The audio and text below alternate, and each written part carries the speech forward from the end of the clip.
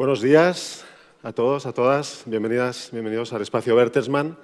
Es un placer acogerles hoy en este espacio abierto al diálogo. Aunque sea tan temprano, espero que podamos despertarnos rápido. Y muchas gracias a todas y a todos los que estáis aquí hoy con nosotros en el espacio y también a los que estáis por streaming. Estoy súper ilusionado hoy de presentar este evento porque es la culminación de varios años de mucho trabajo y arduo trabajo por parte de mucha gente del equipo y también a nivel externo, centros educativos y otras personas que han participado muy activamente en el desarrollo de este informe que presentamos hoy con motivo de este evento sobre el estado de la orientación en España según el modelo Excellence. Veo muchas caras conocidas, lo cual me anima. Me gustaría ver las caras de los que están en streaming también, que seguro que hay muchísimas caras conocidas. Nos ha sorprendido agradablemente, ¿no, Juanjo?, el nivel de inscritos en este evento.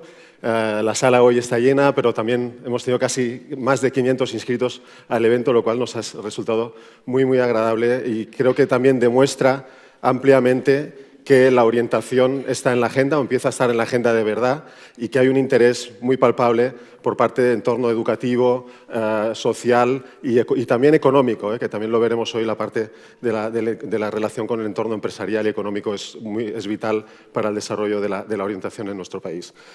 A lo largo de la mañana vamos a desgranar todo lo que ha sido este trabajo de, no recuerdo ahora, Juanjo, tres años ya largos, ¿no?, seguramente, y que se concreta con la presentación de este informe que recupera los datos captados, ¿no?, a través de la información que hemos conseguido de los centros educativos que han participado activamente en el desarrollo de este proyecto y que veo una cara conocida aquí. No puedo evitar citar a Hannes, bienvenido Hannes al evento, Hannes Brandt, que ha sido una parte integrante del equipo importantísima y que hoy nos honra con su presencia. Y nada, pues vamos a hacer desgranar todos los contenidos de este informe, que básicamente es un diagnóstico de la situación basado en datos y experiencias, ¿no? Creo que es la primera vez que conseguimos tener datos alrededor de la experiencia vivida en estos centros educativos y creo que esto nos va a aportar mucho conocimiento para el desarrollo y el posicionamiento de la orientación como un elemento estratégico en el entorno educativo y también, ¿por qué no?, en el entorno empresarial. Y sin más dilación, voy a dar paso a Clara Bassols, directora de la Fundación Bertelsmann, que nos va a dar la bienvenida oficial. Muchísimas gracias.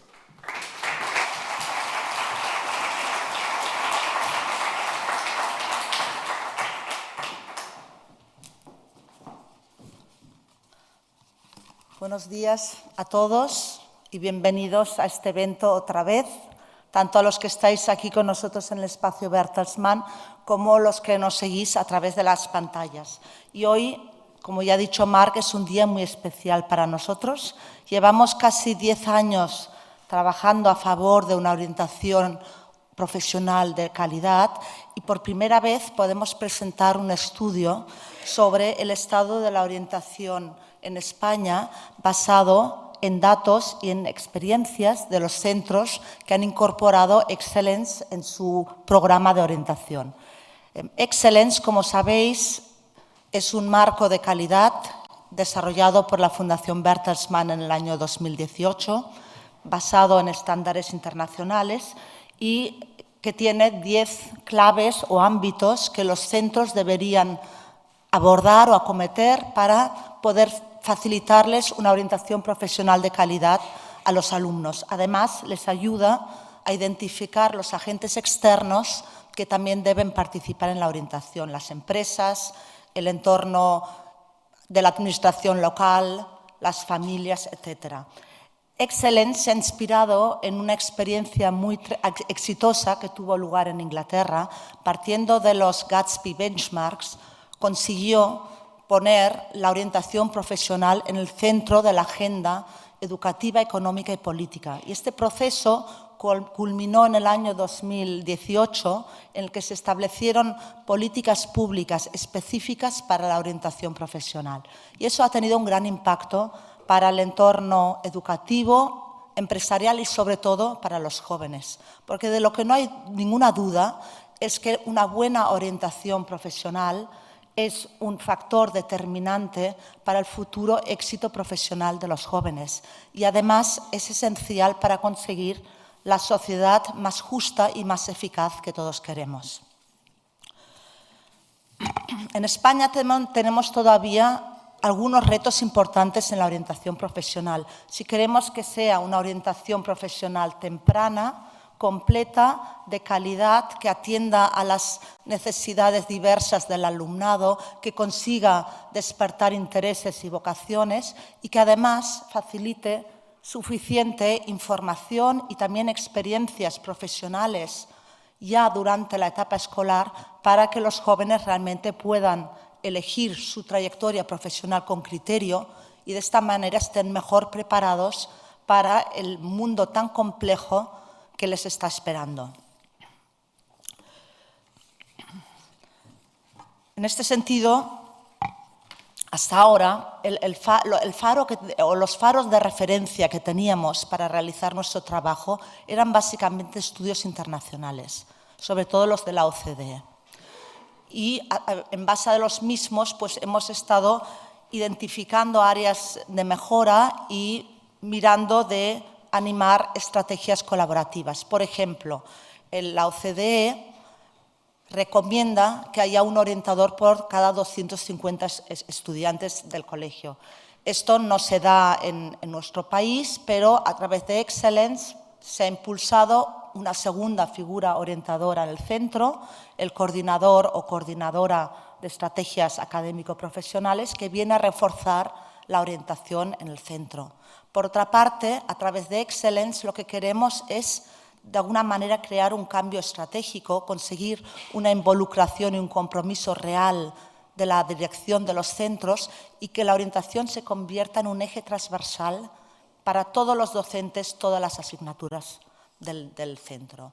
Y hemos estado haciendo muchos esfuerzos y lo seguiremos haciendo de la mano de importantes partners, por cierto, para acercar el mundo educativo al mundo profesional y conseguir que cada vez más empresas, más administraciones locales, más entidades participen también en la orientación profesional, porque los necesitamos aquí.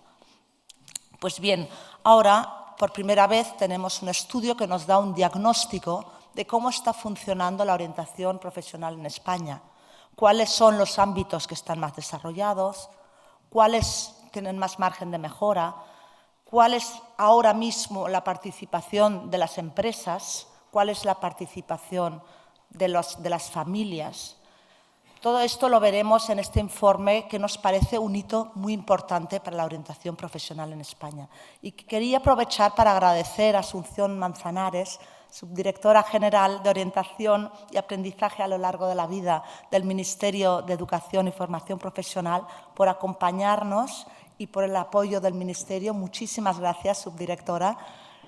Nos honra mucho con su presencia. Además, un agradecimiento muy especial a DEP, al Instituto DEP, que son los que han recopilado y analizado los datos y gracias a los cuales tenemos hoy este informe aquí, que estoy segura que será muy interesante para todos vosotros. Con lo cual, termino deseando que este evento sea muy interesante y también muy entretenido. Muchas gracias.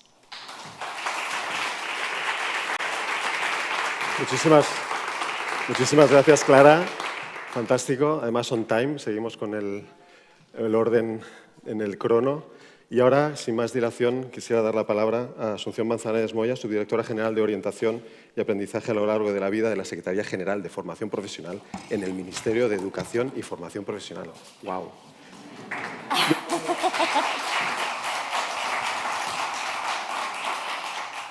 Gracias, Marc. Gracias, presidente. Clara, muchas gracias por la invitación. No podíamos por menos que estar hoy aquí, siendo testigos directos de esta importante iniciativa.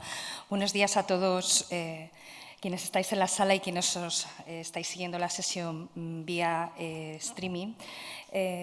Bueno, yo creo que es un día importante y me van a permitir que, bueno, que dé por hecho que somos una audiencia convencida acerca de la gran importancia que tiene la orientación. La orientación sin adjetivos, la buena orientación, la orientación de calidad en nuestro sistema educativo.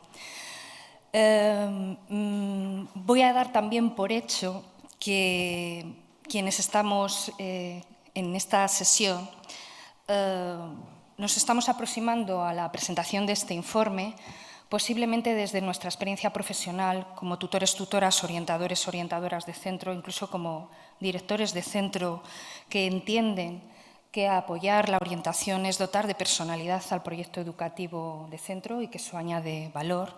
Incluso podemos tener entre nosotros a representantes de empresas comprometidas con los centros educativos para fomentar la comprensión del mundo laboral o incluso propiciar experiencias de formación dual. Voy a dar también por hecho que entre nosotros contamos con colegas, con profesionales que tienen un conocimiento experto en torno a la disciplina científica que está en la base de la orientación, que son conocedores de las evidencias que tanto la investigación como la innovación, como desde luego la evaluación genera, y que nos permiten tener datos fehacientes acerca de qué es lo que vale o no vale en orientación, qué es lo que añade o no añade valor y qué es lo que genera impacto.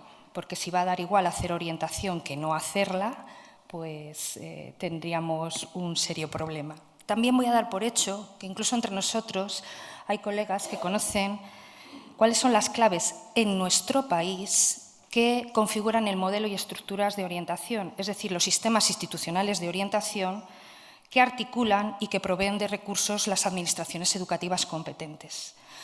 Llamo la atención de todos los asistentes sobre estas tres perspectivas, estas tres miradas, estas tres dimensiones, práctica profesional, vamos a decir que investigación y políticas públicas, porque evidentemente hablar de orientación supone hablar de un esfuerzo compartido, hablar de generar sinergias y habla de colaboraciones intersectoriales para verdaderamente impulsar la orientación.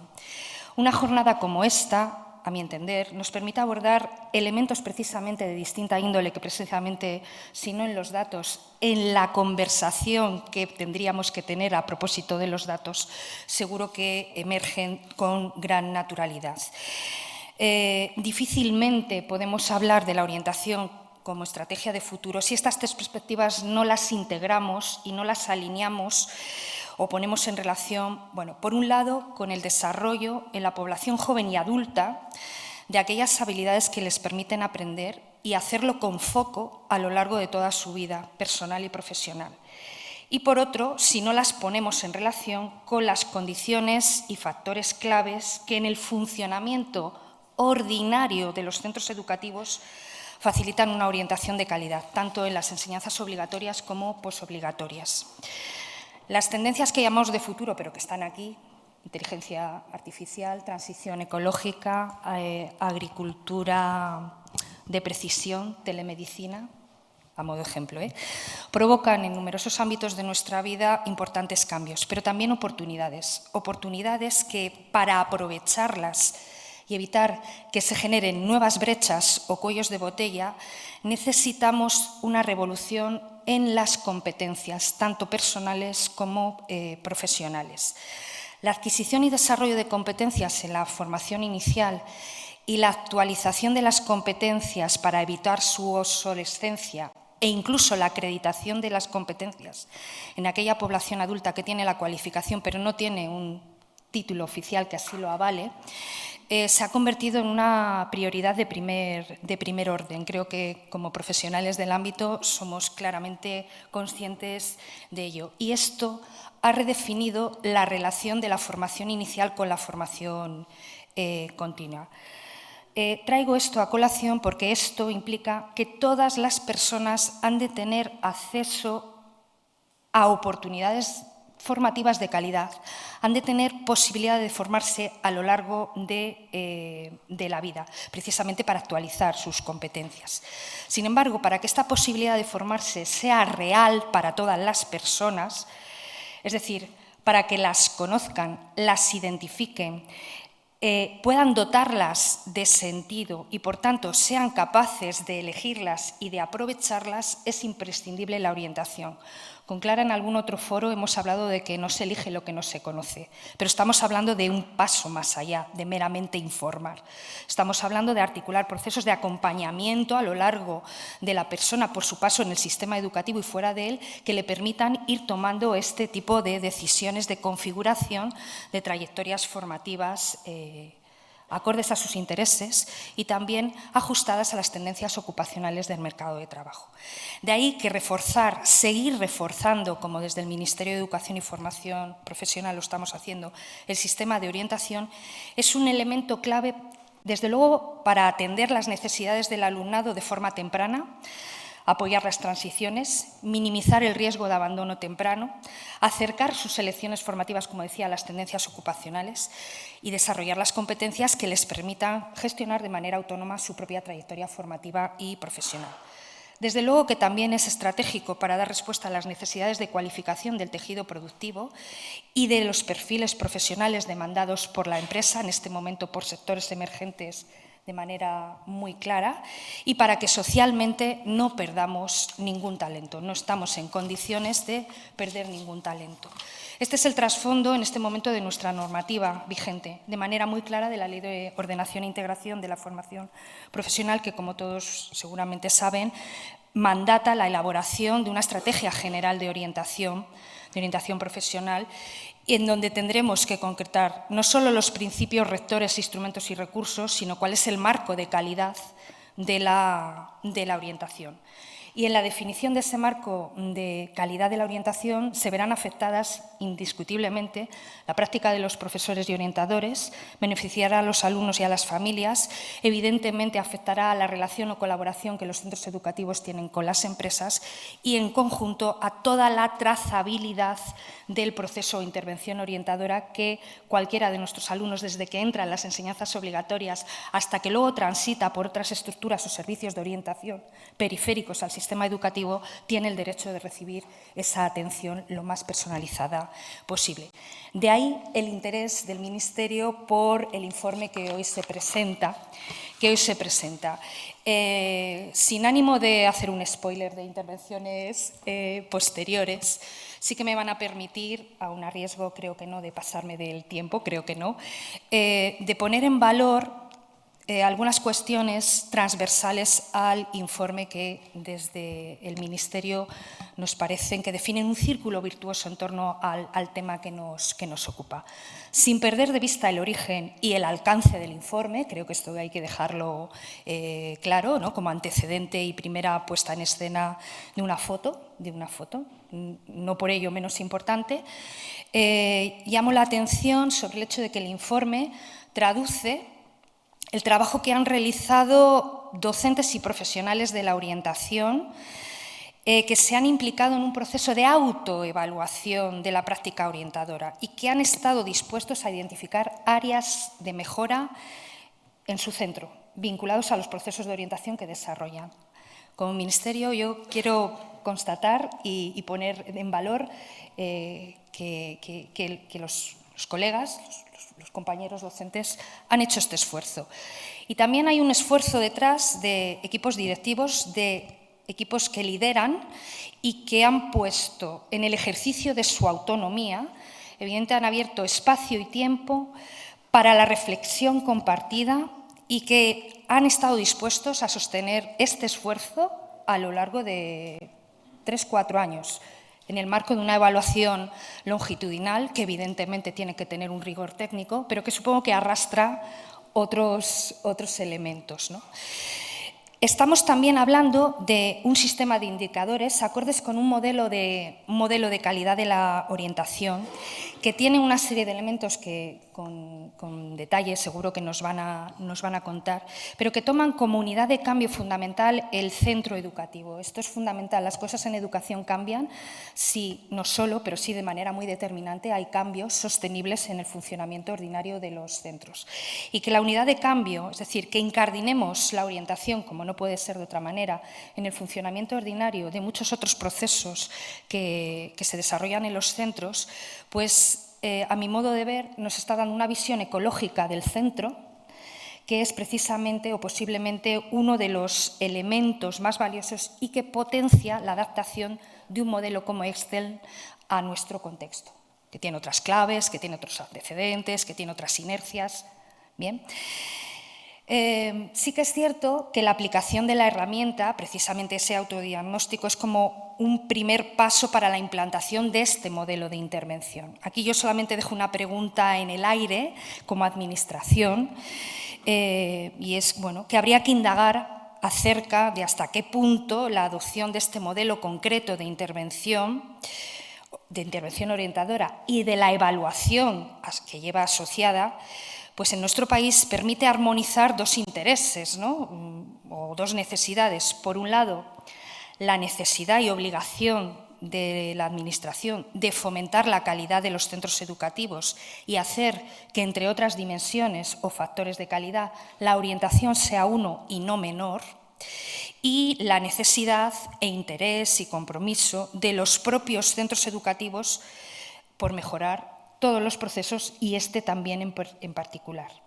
Con lo cual, este engranaje es el que, seguro que intervenciones posteriores nos van a permitir profundizar en estos y otros aspectos, tanto o más interesantes, precisamente para avanzar en fórmulas de desarrollo de la orientación que, siendo beneficiosas para los centros educativos, sean para todo su alumnado en términos de desarrollo personal, de mejora de las posibilidades de empleabilidad y también para la sociedad en términos de facilitar un mejor ajuste entre la cualificación de esta población y las necesidades que nuestra estructura ocupacional actual necesita. Bueno, yo creo que se brinda la ocasión de indagar en algunos de estos aspectos y vamos a no perder esta oportunidad. Gracias a todos, gracias Bertelsmann.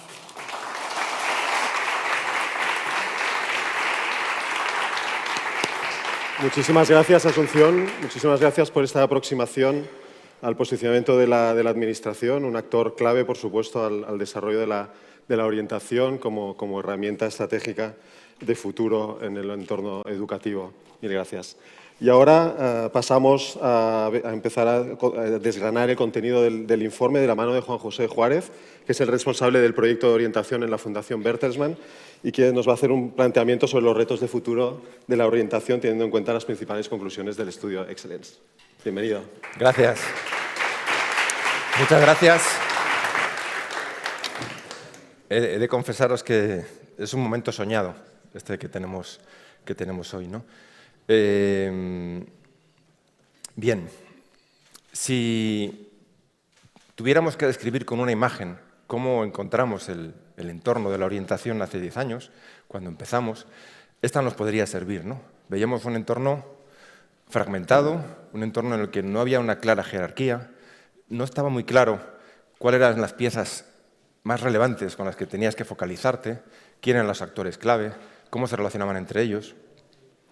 Las diferentes leyes educativas, las diferentes normas, no terminaban de dibujar con precisión qué es lo que tenía que hacer un centro para estar seguro de que estaba llevando a cabo un buen sistema de orientación, ¿no? Eso fue lo que nos llevó a hacer el trabajo que estamos haciendo.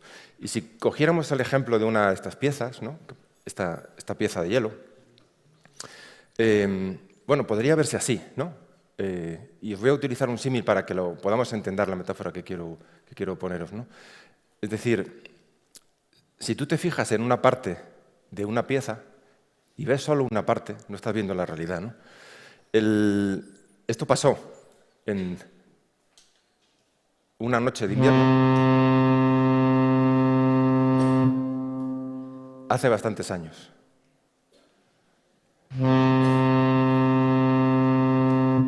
Creo que vais atando cabos. Y tuvo unas consecuencias terribles, como todos conocemos, ¿no?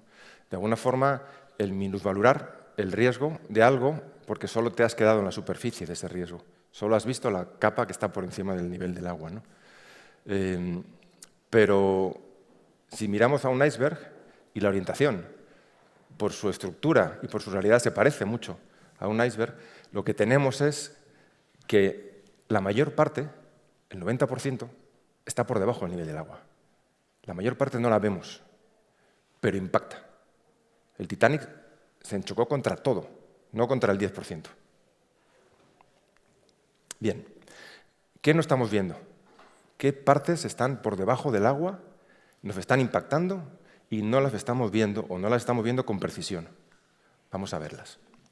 La primera es esta, ¿no? Que tenemos que tener en cuenta que la orientación no es un dispositivo, no es un servicio, no es una asignatura, es un derecho. Y así está recogido en la Carta Social Europea y una carta que ha ratificado el Gobierno español. Y cuando algo es un derecho, no puede ser intermitente. No podemos encender y apagar un derecho. No podemos tenerlo en unas etapas y no tenerlo en otras, ¿no? Por eso la orientación se está integrando en toda la etapa de experiencia del alumno, porque es un derecho del alumno y es un derecho del ciudadano una vez abandona el sistema educativo. ¿Qué otra cosa no estamos viendo?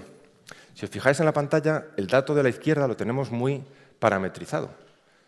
Si un ministro de Educación español va a una reunión en Bruselas, puede mostrarle los datos de abandono escolar temprano de España comparados con otros países y puede que salga bien o que puede que salga mal.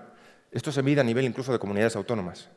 Pero si avanzamos hacia la derecha, el abandono que se produce después de la educación obligatoria, tanto en la FP básica, grado medio, grado superior, en la universidad, veréis que triplica casi los números de abandono escolar temprano, pero no están recogidos con precisión. De hecho, estos datos que veis de la FP no son del todo precisos. Los hemos sacado de un estudio que ha hecho CaixaBank Dualiza, midiendo la tasa de finalización, es decir, a los alumnos que terminan un ciclo formativo de 2 años en 2 años. De ahí sale esta tasa. El negativo es este porcentaje. Si lo terminan en 3, nos distorsiona, pero no lo medimos. No sabemos cuánta gente entra en la FP y la abandona sin terminar los estudios. No lo sabemos. Sí lo sabemos en el entorno universitario, y es un 33%. ¿Qué pasa con ese abandono? Otra cosa que no estamos viendo, que tiene un coste para las personas, es indudable y seguro que todo el mundo lo tiene muy en mente, pero para la sociedad en su conjunto no estaba cuantificado hasta hace poco. El IBIE, junto con la Fundación BBVA, le pusieron hilo a la aguja y sacaron los números. Vieron que había 680 millones de coste solo por lo que cuesta para el Estado esas plazas que van a quedar desiertas, que van a quedar vacías porque ya no van a entrar alumnos en años posteriores. Pero a eso hay que añadir también lo que pagan las familias, tanto si estás en la universidad pública como en la privada. Llegamos casi a los 1.000 millones anuales, cada año, solo en el sistema universitario. Por población que tenemos en el sistema universitario y población que tenemos en la FP, la estimación podría ser el doble si incorporásemos el coste de la FP aproximadamente.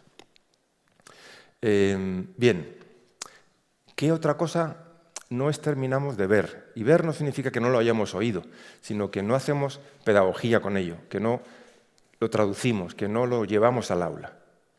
Pues que los entornos profesionales ya no obedecen a sistemas de ordenamiento que teníamos antes. Ya no podemos hablar de perfiles de humanidades y perfiles de ciencias, sino que los perfiles se hibridan. Y los perfiles que se hibridan, es decir, cogen piezas de un genoma y lo combinan con otro, son los que tienen hoy en día mayor empleabilidad, mayores salarios y mayor perspectiva de carrera. Es decir, no solo ocurre, sino que allí donde ocurre se generan mejores oportunidades. Pero nuestro sistema todavía tiene un poco de estructura de silos. Fijaros cómo son los bachilleratos, fijaros cómo son las facultades. Tú vas a una o vas a otra. Y el ciudadano es el que se tiene que hibridar, es el que tiene que ir a formarse a un sitio y luego tiene que ir a formarse a otro. ¿Vale? Y luego llega esto. Y está en las noticias. Y llega más rápido de lo que avanzábamos. Durante años creíamos que la industrialización, que la tecnología iba a eliminar puestos manuales en la industria. Y eliminó algunos, robots y tal. Luego empezamos a ver que se podían eliminar puestos también en perfiles muy básicos de gestión de procesos, documentos administrativos, con RPs, o sea, con sistemas de procesamiento de datos. Pero ahora vemos que la inteligencia artificial pone en cuestión el estado de la empleabilidad de muchísimos perfiles, y algunos muy insospechados. Y esta fue una lista del World Economic Forum, pero hay miles. Incluso hay una, que a mí es la que más me sorprende, que te habla de que los desarrolladores de software pueden tener un riesgo de quedarse fuera del mercado. Porque ¿qué es un software? Un sistema, un lenguaje para que una máquina nos entienda y haga algo. Pero si la máquina directamente ya lo hace, le hablas, no tienes que hablarle su idioma, sino hablas tu idioma y la máquina lo convierte en software. Por eso IBM ha anunciado 7.000 despidos en perfiles de software, donde hace un mes cualquier orientador hubiera dicho a cualquier chico o chica de este país, si coges esto, nunca te va a faltar trabajo. Casi una promesa. ¿Qué significa esto? Que no hay nada garantizado, que no hay un camino fácil, que no hay una tabla que se la enseña si se la sigue ocurre, que el alumno tiene que ponerse las pilas, tiene que desarrollar una capacidad de análisis crítica de la información, de entender qué pasa en la economía, de entender cómo es él o ella y tomar decisiones acertadas. Entonces la orientación, que se basa en la capacidad de elegir, se coloca en el centro de la propuesta educativa. Tenemos que enseñar a elegir. ¿Qué otra cosa pasa? Y no estamos viendo a nivel de dimensión, ¿no? La explosión de la oferta educativa. Más de 3.000 grados universitarios. 3.000. Más de 4.000 máster. Claro, cuando tú tienes que elegir entre un abanico tan grande, no puedes empezar en el segundo o tercer trimestre de bachillerato, segundo de bachillerato, o empezar a hacer algo en cuarto de la ESO. Que no te da tiempo. Tiene que ser un proceso mucho más avanzado, mucho más prolongado en el tiempo, ¿no? ¿Y qué pasa en la FP? Pues el doble, que se ha duplicado. Donde había un número de alumnado, ha duplicado la matrícula. Más de 170 títulos, altísima empleabilidad. Y nos ha pillado muchos sistemas de orientación con el pie cambiado. Muchos orientadores no tienen suficiente expertise todavía para poder orientar adecuadamente a itinerarios de formación profesional o de iniciación en formación profesional, itinerarios hasta donde quieran. Tenemos que formar esos equipos de orientación porque no conocen con profundidad el abanico de perfiles que hay dentro de la FP. Y si llegamos al actor final, que es el joven, este informe de la OCDE es demoledor. Y yo personalmente lo he constatado. Cuando he acompañado procesos de orientación con jóvenes, lo primero que hago es, oye, dime cuántas profesiones conoces. Y empiezan así con los dedos. Cuando van con 9, empiezan a sudar. Y dices, wow, pues tenía razón, la OCDE. Esto se ha hecho en 41 países, o sea que la muestra es muy grande.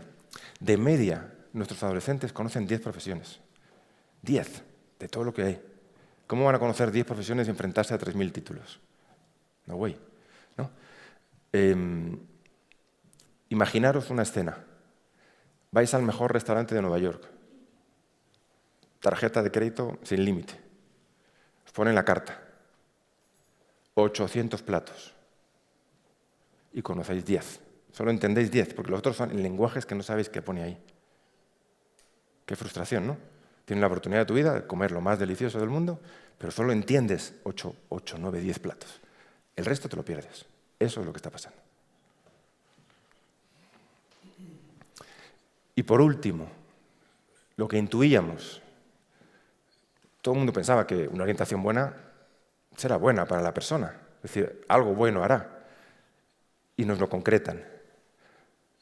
Un estudio longitudinal de la OCDE ha cogido alumnos que cuando tenían la edad de 14, 16, ¿bien? Tercero, cuarto, participaron en actividades de orientación que vienen detalladas en ese informe, actividades de conexión con el mundo profesional, de diálogo con un orientador en primera persona, una serie de batería de actividades. 15 o 10 años después les pasaba esto en su vida. ¿Cuál había sido el impacto en su vida de esas personas? De tener o no un buen sistema de orientación. Y los indicadores son clarísimos. Aquellos estudiantes que en la época de secundaria tuvieron la suerte de estar bien acompañados a nivel de orientación, pasaban muchísimo menos tiempo, o ninguno, en situación de nini, de ni estudia ni trabaja. En una edad en la que tienes que o estudiar o trabajar, es decir, no están descolgados, que es lo que es ser nini. Tienen mayores salarios y además, la última, expresan una mayor satisfacción entre quiénes son ellos, lo que les gusta hacer en la vida y lo que hacen profesionalmente. Este es el impacto en la vida de las personas. Una buena orientación no es algo nice to have. Es algo bueno para la vida de las personas, impacta en su vida.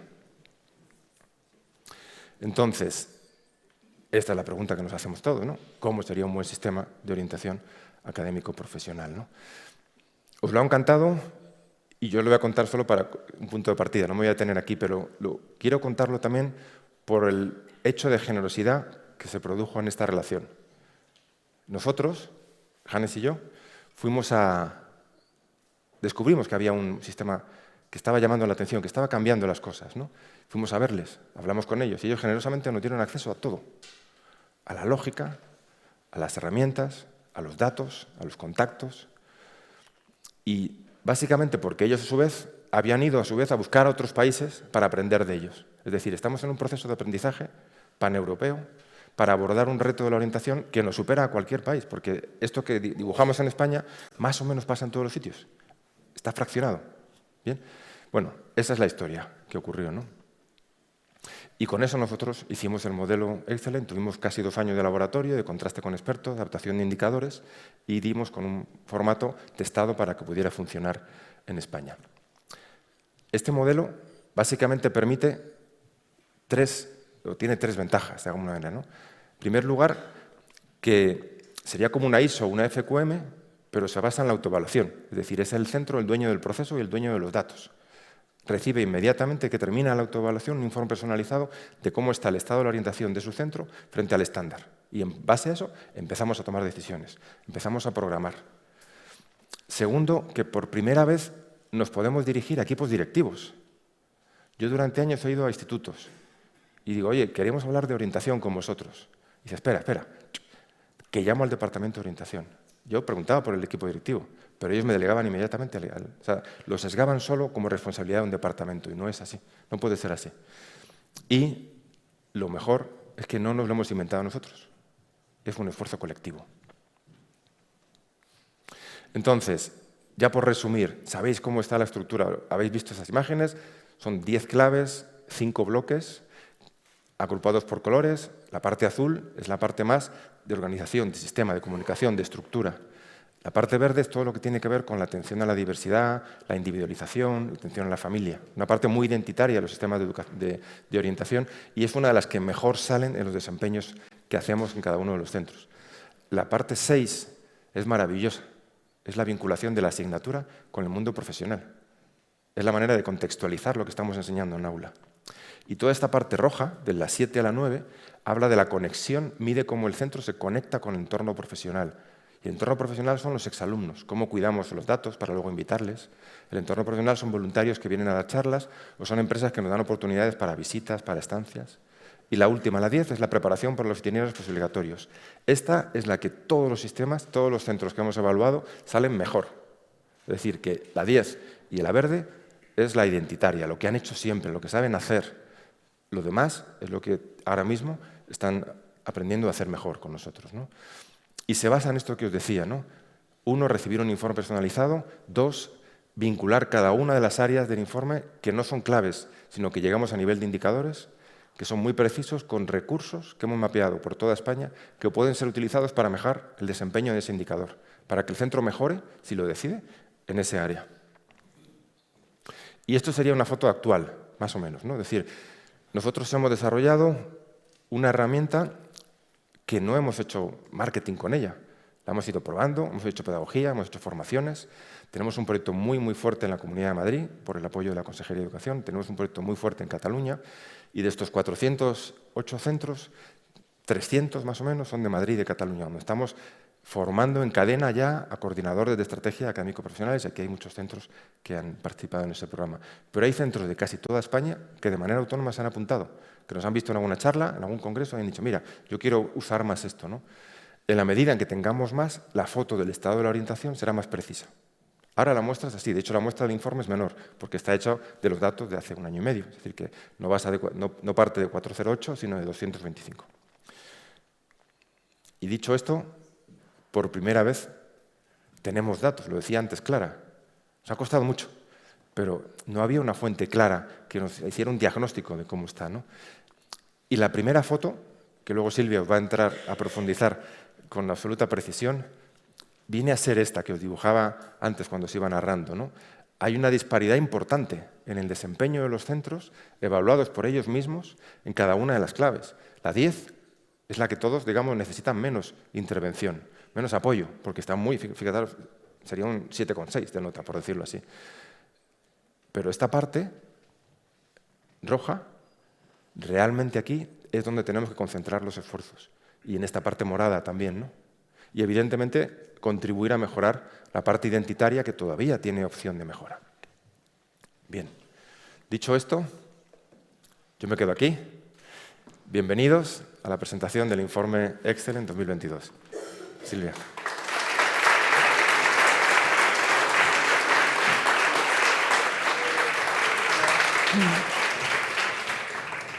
Muy buenos días. Gracias, Juanjo, por la presentación. Gracias por la invitación a este evento y felicidades a la Fundación pues, por la criatura que, como han comentado, pues, ha tenido su proceso, pero finalmente la tenemos entre nosotros.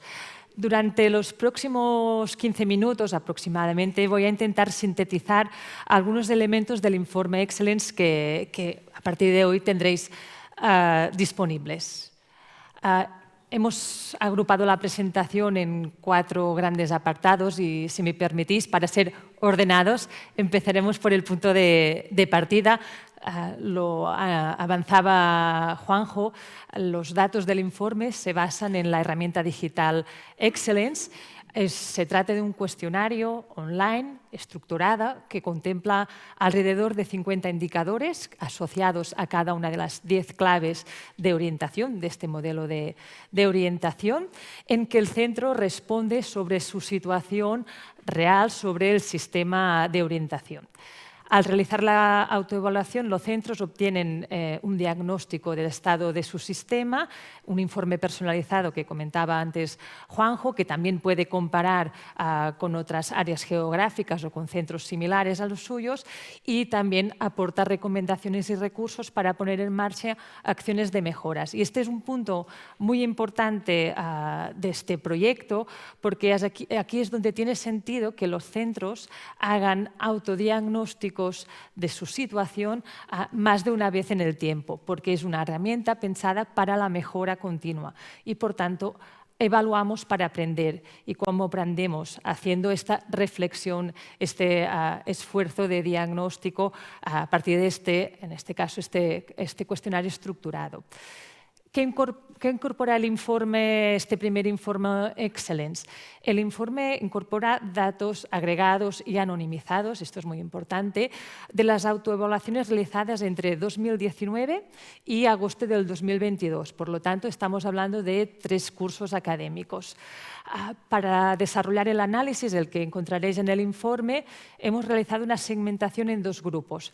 Tenemos un primer análisis que se refiere a los resultados obtenidos en la primera autoevaluación. Tenemos una muestra de 225 centros que han hecho este proceso inicial de reflexión, y un segundo grupo de centros que han hecho un segundo proceso de autoevaluación, lo que en el informe vamos señalando como segunda evaluación, y en el que han contestado 125 centros.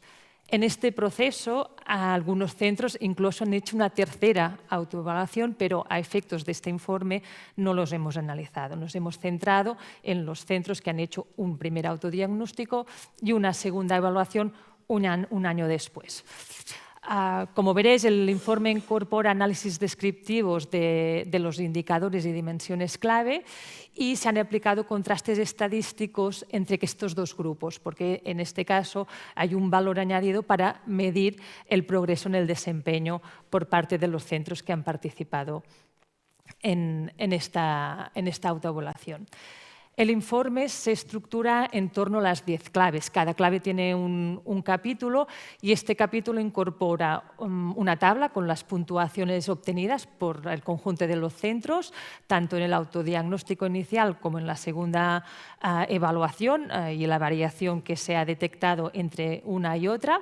Y también entra en el detalle, a partir de gráficos, de la distribución de respuestas de cada uno de los indicadores que contesta el centro a la hora de realizar el autodiagnóstico. Además, el informe cuenta con un capítulo inicial sobre el estado de la orientación según el modelo Excellence. Y aquí lo que vemos es el grado de desempeño de las 10 claves en el autodiagnóstico inicial y la evaluación en el desempeño teniendo en cuenta esta segunda autoevaluación. Así, de modo práctico, en la primera parte del primer capítulo tenéis En la primera radiografía sobre el estado inicial de la orientación en los centros, Juanjo antes os hacía un pequeño repaso de los indicadores de cada una de las claves y en qué puntos de partida están en cada una de ellas. Y en la segunda parte de este capítulo encontraréis ya los datos que hacen referencia a la segunda evaluación, más la comparativa o la variabilidad entre una y otra evaluación. Por tanto, la variación en el desempeño de cada una de las claves. Cada uno de los capítulos, os comentaba, tiene una estructura similar. Hace referencia, en primer lugar, al estado de la orientación por esa clave en el centro, destacando los puntos más fuertes y más débiles de la clave asociado a los indicadores que se proponen a los centros. Y después hay un segundo apartado donde vemos por cada uno de los indicadores y el global de la clave cuál es la evaluación de uno y otro diagnóstico y, muy importante, esta variación que nos da el progreso entre el momento 1 y 2 de aplicación de Excellence.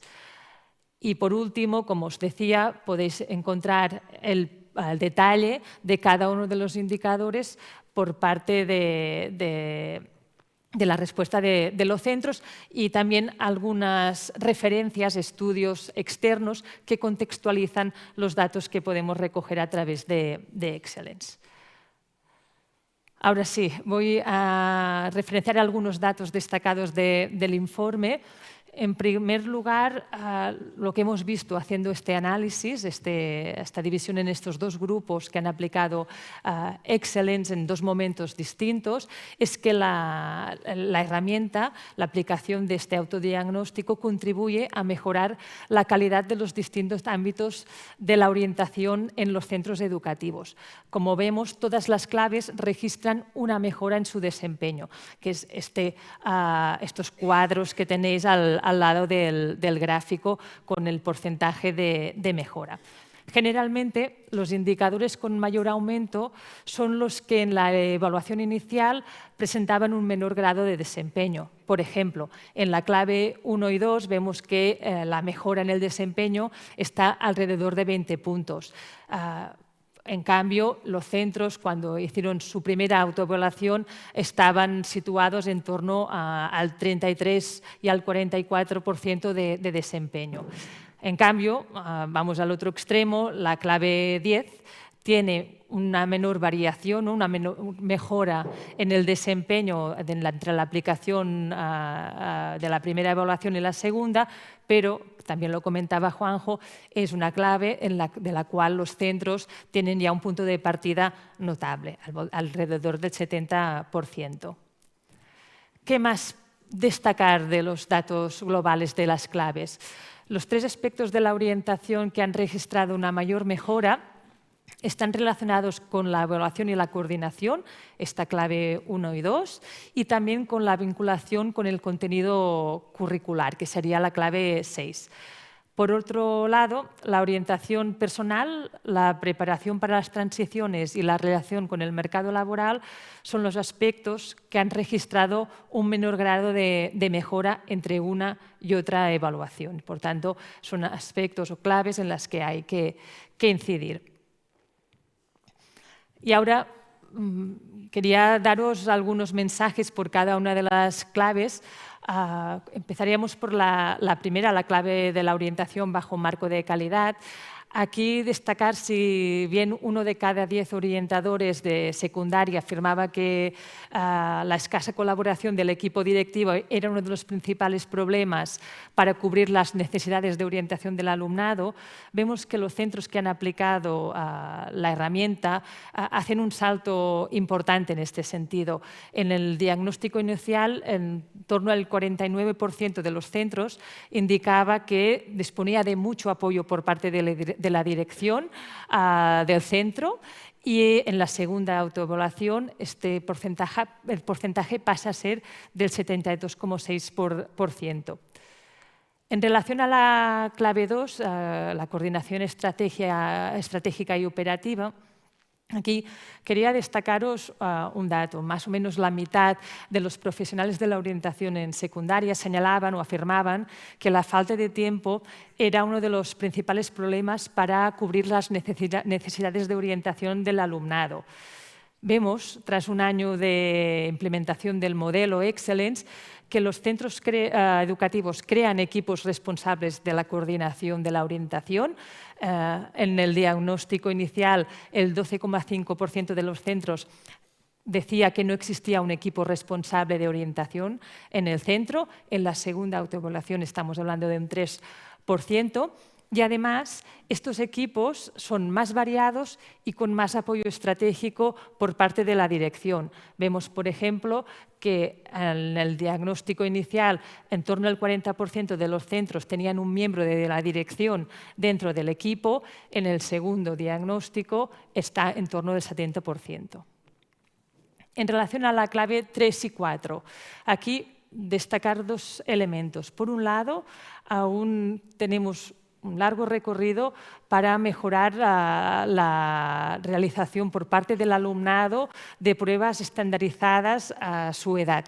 Es uno de los indicadores que en la evaluación inicial están más bajos, son más discretos, estamos en un 18%, y también la que presenta una variación más discreta, pasa a un 21,3% en la segunda evaluación. Tenemos, como ves, y en comparación a otros indicadores, camino a recorrer en este sentido.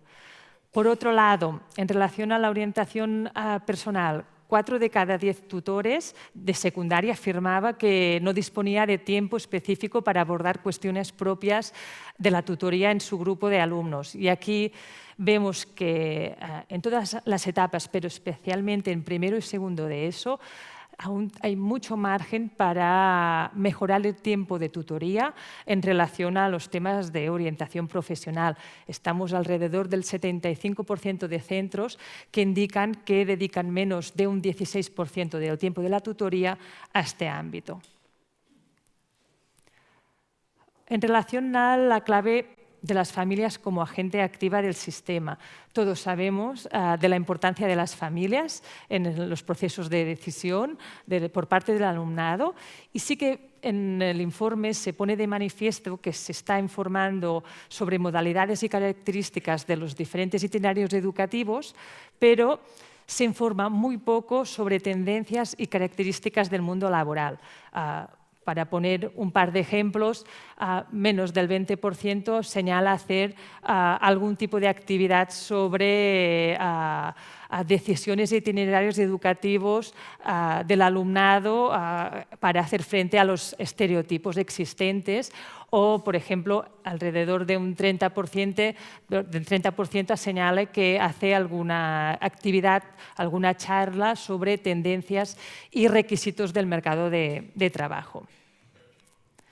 En relación a la clave 6, una clave que es muy relevante, es una clave que nos indica que ha habido en la aplicación de la herramienta una mejora en algunos apartados, en las propuestas de actividades, por ejemplo, en la realización de actividades para desmontar falsos estereotipos, falsas expectativas, pero aún queda mucho recorrido, seguramente porque es una carrera de fondo, en mejorar la infusión de la orientación con las asignaturas, que es el indicador que presenta un grado de mejora más discreto.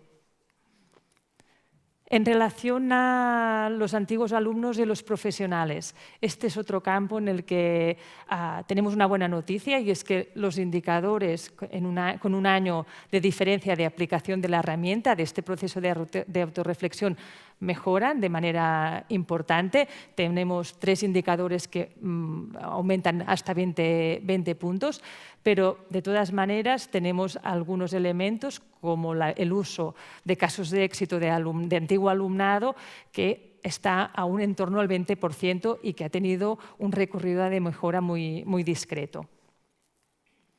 Ya por ir cerrando con estas píndolas de datos del informe.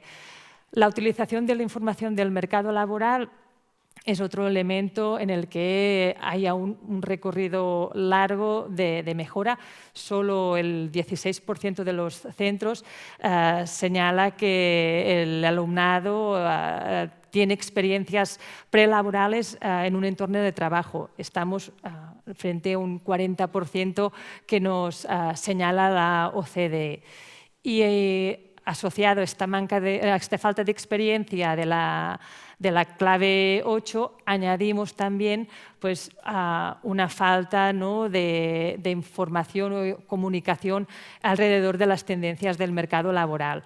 Vemos aquí también que solo un 10% de los centros en la evaluación inicial indicaban que se estaban haciendo este tipo de acciones para identificar y comunicar tendencias del mercado laboral. Y por último, si bien es una de las claves en que los centros están mejores, queríamos destacar que hay aún un número importante de alumnos que una vez han finalizado su nivel educativo no han tenido oportunidades para explorar los distintos itinerarios educativos postobligatorios. En bachillerato y en la FP básica es donde mayor porcentaje de alumnos cuenta con oportunidades para explorar diferentes itinerarios, pero en el resto de niveles aún se necesita mejorar en este aspecto, como podemos ver en el gráfico. Y hasta aquí las píndolas de algunos de los datos que pensábamos que sería interesante compartir con vosotros y también pues, para dar pie a la mesa redonda que vendrá a continuación. Creo que tenemos, no sé si un par de minutos. Sí, muchas gracias, Silvia. Silvia Blas, directora del área de estudios y consultoría de Deep Institute. Un aplauso, por favor, por la presentación de los resultados. Quédate. Juanjo, si puedes subir, poneros aquí en medio, por favor. Y tenemos 5 minutos para 2 o 3 preguntas. Si se anima alguien, poneros en medio, sí, por favor. Bueno, pues mira, aquí en medio, aquí delante, directamente. Gracias. Mira, una de las cuestiones cuando visitamos los centros educativos que más nos trasladan los chavales, sobre todo los que han llegado a FP básica, es la diferencia que notan en primero o segundo de la ESO, porque pasan muchos profesores por allí, no tienen una atención más personalizada hacia ellos y se sienten un poco perdidos. Y cuando pasan, por ejemplo, a la FP básica con menos docentes, con más cuidado, es cuando encuentran su sitio, ¿no? Y los chicos te lo verbalizan además de una forma muy sensible y muy clara. Viendo un poquito el tema también de los tiempos que exponíais, que se dedican a la orientación en primero y en segundo, no sé si habéis podido indagar un poquito más en cómo afecta un profe, otro profe, ¿no? Como te lo dicen los chicos, que pasan en primero y en segundo de la ESO, en ese cuidado, esa atención para la orientación, y si indicáis o veis alguna línea que pueda ayudar para que en esa transversalidad de la introducción de la orientación ayude también a ese cuidado transversal de todos los docentes al alumno para bueno, ir mejorando un poquito también esa atención en cursos donde todavía son pequeños, como es primero y segundo de la ESO y tienen mucha gente que pasa por su clase cada día. Gracias. Yo, por mi parte, en base a lo que hemos visto y lo que hemos analizado, es que, y lo comentaba Silvia, la manera en que se distribuyen los contenidos de orientación a lo largo de toda la etapa de secundaria se concentra únicamente en cuarto de la ESO. Básicamente porque el sistema se diseña para responder a una pregunta, que es ¿qué quieres estudiar? Entonces, como la respuesta verdadera no ocurre hasta cuarto de la ESO, que es cuando tienen que elegir itinerario, pues se deja para el final. Pero eso es una aproximación muy básica, porque la orientación no es solo responder a qué quieres estudiar, es mucho más. ¿Quién eres? ¿Cómo aprendes? ¿Qué te llama la atención? ¿Cómo podemos ayudarte a potenciarlo? Entonces, en la medida en que introduzcamos la orientación, haciendo la pregunta del qué, cuando sea pertinente, pero hablando de otros elementos de la orientación desde primero de la ESO, podemos tener una experiencia del alumno mucho más integrada, que es cómo esto me está ayudando a entender por qué tiene sentido aprender matemáticas. ¿Por qué la biología puede ser un rollo o puede no serlo, pero tiene su encaje en la vida real, ¿no? Ese tipo de cosas, ¿no? Entonces, sin duda, una forma muy sencilla es que el mismo tiempo se reparta, sin aumentar. Si se dedica un 30% de orientación, un 16, un 18 según el cole, pues repartirlo, no dejarlo todo en el último trimestre de cuarto de la ESO. Muy bien, muchísimas gracias. Tenemos otra pregunta. Formato tuit, ¿eh? Totalmente. Gracias. Lo primero, enhorabuena porque, bueno, os he acompañado desde la distancia en este parto y la verdad es que me emociona mucho ver ya el libro, el documento y tal. Lo que me preocupa es el tema del alumnado con necesidades educativas especiales, porque actualmente, como estoy trabajando con personas con discapacidad visual, me preocupa mucho el tema de la elección, muchas veces, de estos alumnos y la falta de documentación específica que tenemos en orientación para este tipo de necesidades. Totalmente de acuerdo. De hecho, yo diría que nosotros hemos tenido acercamientos con instituciones que trabajan específicamente con la discapacidad y ellas mismas expresaban que lo tienen muy difícil, no saben cómo hacerlo, para trabajar con las familias. Ya no digo en aula, que en aula también, ¿no? Pero para trabajar con las familias. Porque de repente cuando una familia tiene un hijo con discapacidad es como que el mundo se pone todo boca abajo, ¿no? Y lo que vale para uno no vale para otro, ¿no? Entonces, sin duda, es un área en el que dedicar talento, recursos, investigación, porque justo una persona que tiene cualquier nivel de discapacidad necesita una orientación mucho más avanzada, porque de alguna manera parte de un abanico de opciones un poco más reducidas, ¿no?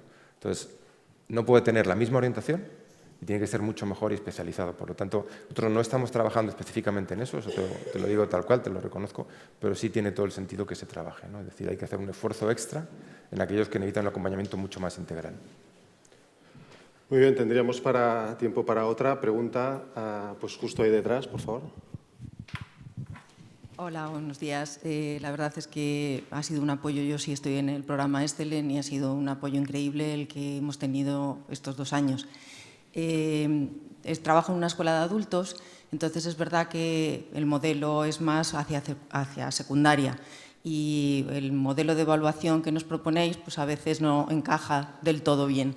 No sé si tenéis previsto más adelante centraros más en la orientación a lo largo de la vida y en estas escuelas de adultos, que ya somos muchas en la Comunidad de Madrid, bueno, pues encaminar un poco hacia esa dirección.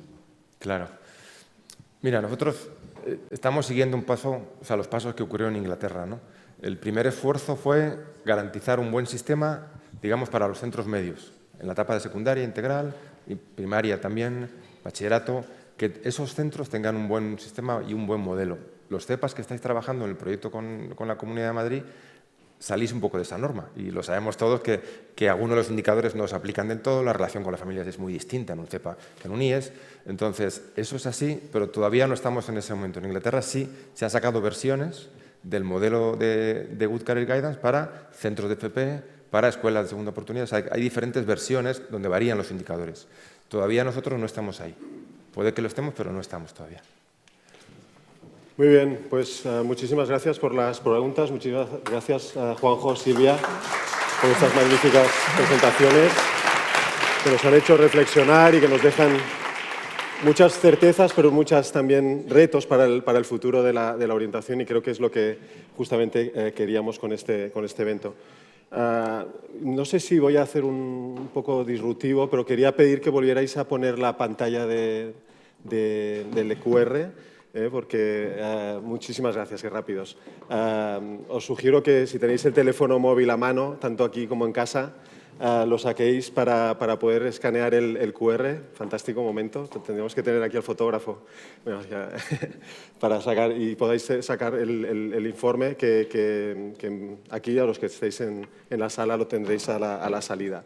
El informe está en la web de excellence.es también, por si os falla el QR. Y la idea es que lo podáis descargar en cuanto podáis. Muy bien, muy rápidamente, unas cuantas reflexiones que me sugieren las dos presentaciones de Juanjo y de Silvia, ¿no? La importancia, 4 conclusiones que yo creo que son clave en el desarrollo del acto de hoy y de la presentación del informe, ¿no? Una, la importancia de tener un marco de referencia, ¿no? Que es el primer paso para que la orientación sea una prioridad del proyecto educativo de los centros. Creo que esto es una primera de las conclusiones que sacamos de estas 2 charlas. La importancia de incorporar la perspectiva profesional, ¿no? En el ámbito de la orientación sería otra de las conclusiones que sería importante sacar del día de hoy, sobre todo a través de 3 acciones imprescindibles que estamos desarrollando también como ejemplos, ¿no? Encuentros, experiencias e información, serían 3 de los ejes importantes. Otra de las conclusiones que quedan claras es que los centros que cuentan con una persona específica que lidera y coordina la orientación aceleran el proceso de mejora, y esto es otra de las conclusiones clave del estudio. Y después la última que se me ocurre ahora mismo es la inclusión de las píldoras de orientación en asignaturas, ¿no? Infusionar, este infusionado de la orientación en las asignaturas aumenta muchísimo la motivación de los estudiantes y la capacidad de decisión de los estudiantes al vincularlos a los contenidos del mundo profesional, ¿no? Creo que me quedaría con estas 4 ideas básicas. Muy bien, pues ahora sin más preámbulos, quería anunciar la mesa redonda, que sería la última parte del evento de hoy, de esta mañana, y llamaría hoy al estrado a Alfredo Hernando, CEO de Escuela 21. Podéis aplaudir. A Teresa López, coordinadora de Estrategias Académicas y Profesionales del Colegio San Gabriel.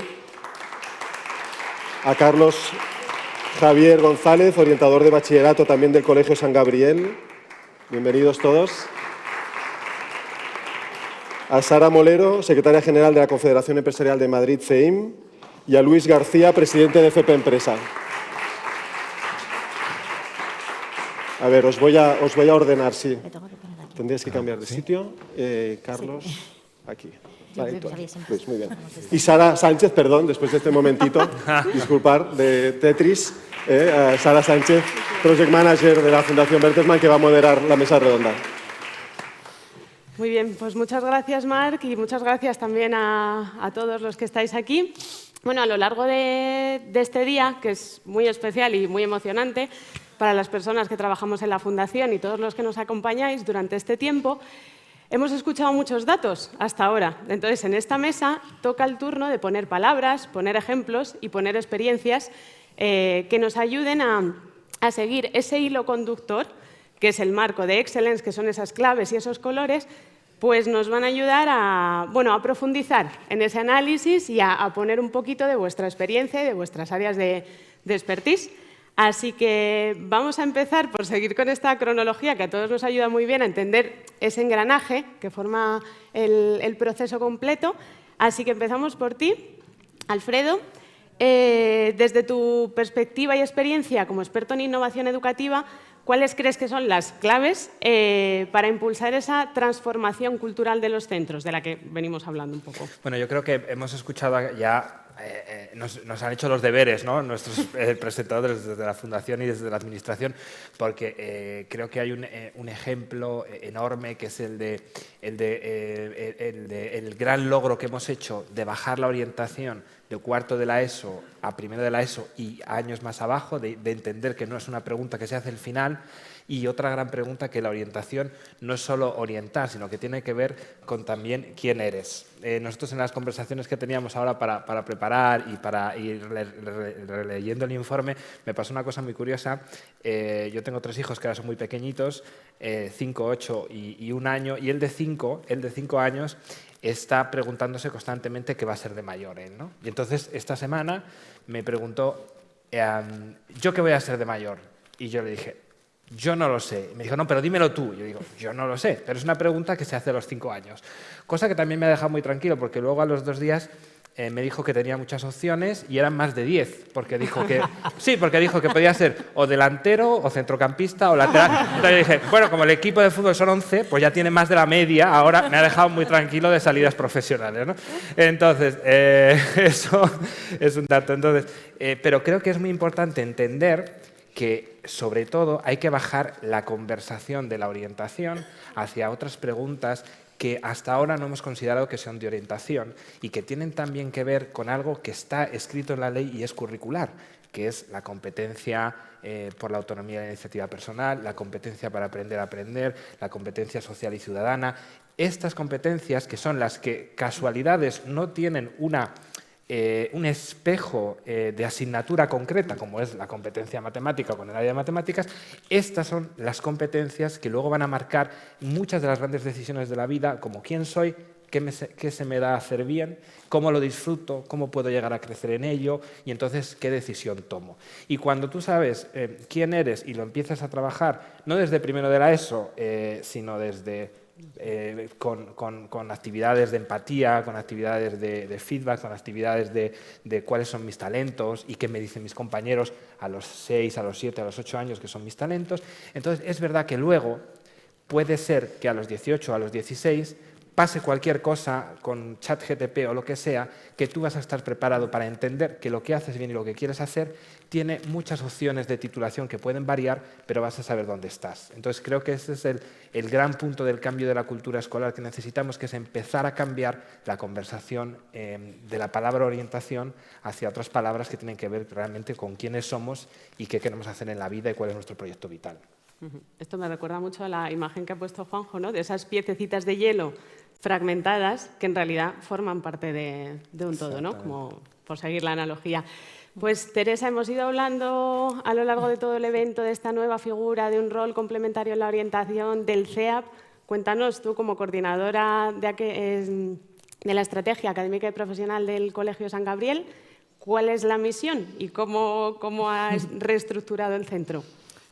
Pues, a ver, yo he heredado de un compañero que fue el primer SEAP. Nosotros participamos en el año 0 y este es el tercer año. Pero es verdad que, como dice Alfredo, en nuestro centro que se realizan muchos proyectos, parece que no están vinculados entre sí y yo creo que el CEAP es la persona que hace, o más bien el modelo de orientación es el paraguas que engloba todo eso que les va a hacer falta, que puede ser un proyecto de aprendizaje y servicio, que puede ser el trabajo en valores, que puede ser el trabajo de las emociones, que es lo que les va a capacitar para adaptarse a cualquier situación, tanto académica como profesional. Entonces, estructurar eso, poderlo evaluar y que pertenezca al proyecto sin que haya una figura. Nosotros hemos formado un equipo este año. Para mí creo que abarca un campo tan amplio que es muy difícil de coordinar y de asentarse y de entenderlo y de tener una visión global.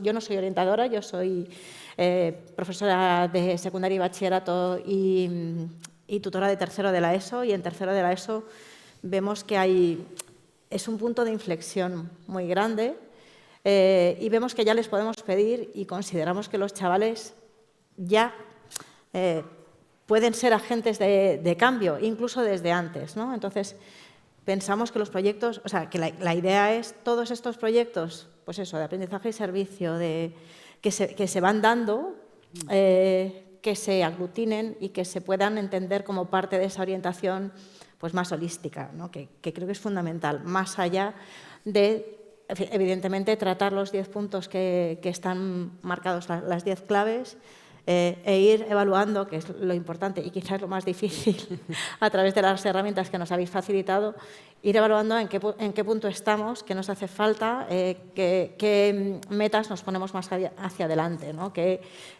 Vale, estamos aquí, nos falta todo esto y cómo ir implementándolo y trabajándolo a corto o largo plazo para que esto sea sistémico realmente y nos dé un valor y demos una confianza también tanto a las familias como a los alumnos de que pueden contar con nosotros.